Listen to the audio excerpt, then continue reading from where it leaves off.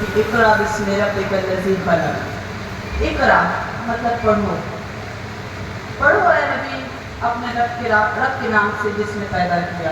تو جب یہ پڑھنے کی بات کی گئی ہے تو جیسا ولی نے بتایا کہ کہیں بھی دنیا اور دین کی بات نہیں کی گئی، پڑھنے کی بات کی، اور دینوی اور دنیاوی ایجوکیشن الگ نہیں ہے۔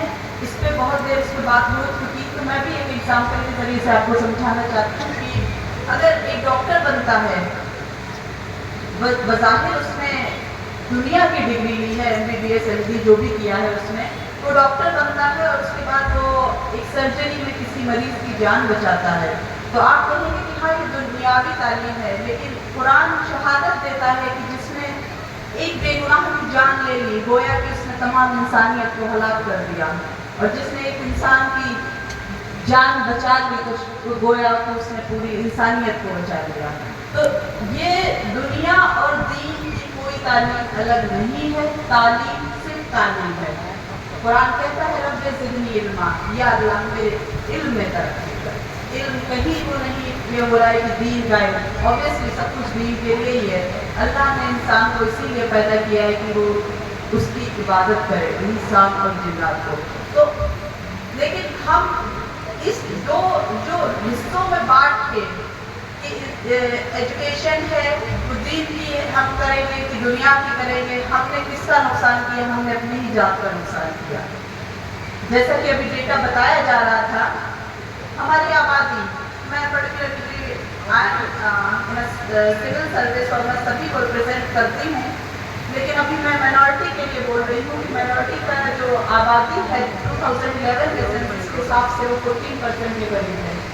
ہماری جو پرائمری ایجوکیشن میں انرولمنٹ ہے دیٹ از اراؤنڈ 15%، 15% ہم پرائمری ایجوکیشن میں ہیں، ٹھیک ہے اچھی بات ہے، 14% کی آبادی ہے، 15% انرولمنٹ ہے، خراب نہیں ہے، لیکن جب سیکنڈری ایجوکیشن کی طرف جاتے ہیں تو ہمارا مسلمس کا جو ریپرزنٹیشن ہے ایجوکیشن میں ہے وہ 10.67%، مطلب ہیوج ڈراپ آؤٹ ہے، لگ بھگ 5% کا ڈراپ آؤٹ ہو جاتا ہے جب بچہ 12 کرتا ہے۔ اور آپ کو جان کر بہت ہی عجیب سا لگے گا، دکھ کی بھی بات ہے کہ جب ہائر ایجوکیشن کی بات کی جاتی ہے تو ہماری جو ریپرزنٹیشن ہے that is less than 5%، to be precise 4.87% کی تعداد میں لوگ ہائر ایجوکیشن میں مسلم جا رہے ہیں، اور جو انسٹیٹیوٹ آف نیشنل امپورٹنس ہے، جو زیادہ اچھے انسٹیٹیوٹ ہیں، اس میں تو ہماری جو قیادت ہے وہ بہت ہی کم ہے۔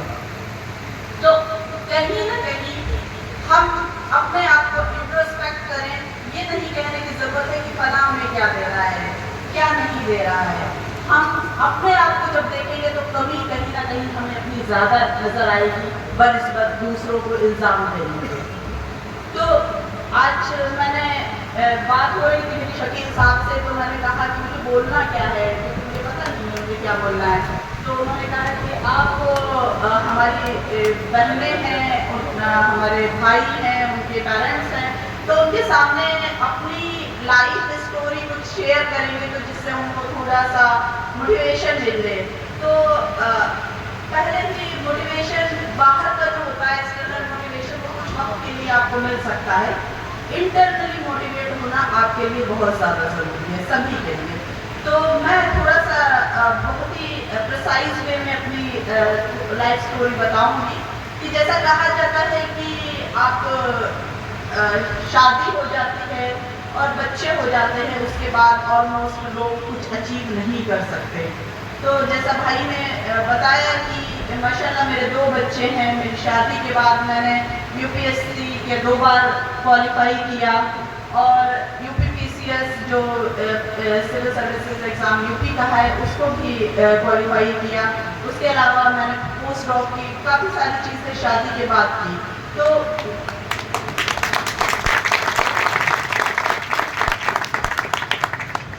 میری جرنی اسٹارٹ ہوتی ہے ایک جیسا بتایا گیا کہ میں نے 18 سال کی عمر میں جیارت کر لیا تھا، پھر میں نے 23 سال کی عمر میں میری PhD بھی ہو گئی تھی۔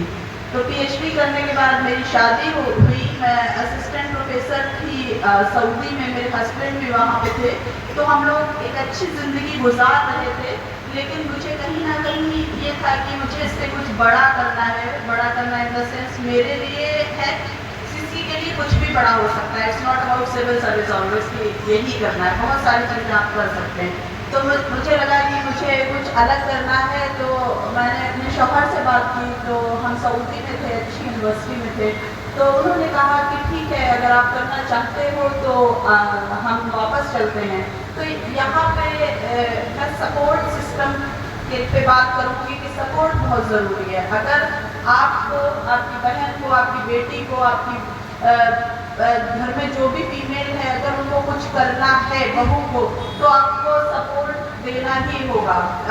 तो उन्होंने कहा कि हम वापस चलते हैं, तो मैंने रिज़ाइन किया जॉब से। तो आमतौर पे ऐसा होता है कि वाइफ्स को हस्बैंड की वजह से सेक्रीफाइस करना पड़ता है, लेकिन मेरे शौहर ने अपनी जॉब से सेक्रीफाइस किया, रिज़ाइन किया, और हम वापस इंडिया आ गए।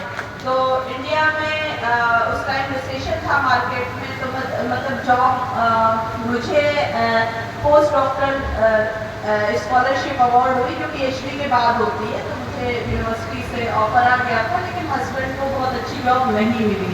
तो हम लोगों ने काफ़ी बड़ा रिस्क लिया था। मतलब ये भी मुझे कहना है कि अगर आपको लाइफ में कुछ करना है तो रिस्क लेना पड़ेगा। अगर आप ये सोचेंगे कि बिना रिस्क लिए आपको कुछ भी मिल जाएगा, तो ऐसा नहीं हो सकता। तो अब हमने रिस्क लिया, हम इंडिया आए, हमने जो भी हम कर रहे थे हमने किया। मैंने पोस्ट डॉक स्टार्ट की। उस टाइम मेरे बेटा हो चुका था, मदर ऑफ किड।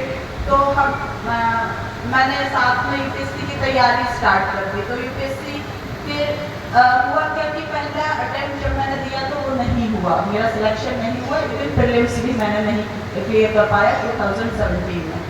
कहीं ना कहीं हमें ये फील हुआ कि मतलब आगे कहीं गलती तो नहीं करती, लेकिन हमें ये यकीन था कि सब कुछ करने वाला अल्लाह की ज़ात है, उसने कोई ना कोई बेहतर मसलहत हमारे लिए रखी होगी, और जो नहीं दिया उससे बेहतर है, क्योंकि वो कुछ आगे बढ़ा देने वाला है।